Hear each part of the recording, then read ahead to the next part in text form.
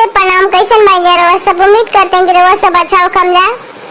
आज हम सुनावे जा रहे हैं एक दूल्हा के प्यारा सा गाड़ी गीत। अगर रउआ सब हमारे चैनल पर नए हो ना, चैनल को सब्सक्राइब कर दें जा और हमारे वीडियो पे लाइक कर दें जा, कमेंट भी कर दें जा। हमारे चैनल पर रउआ सब कैसी नया नया प्यार प्यार गीत सुनने को मिली। सासू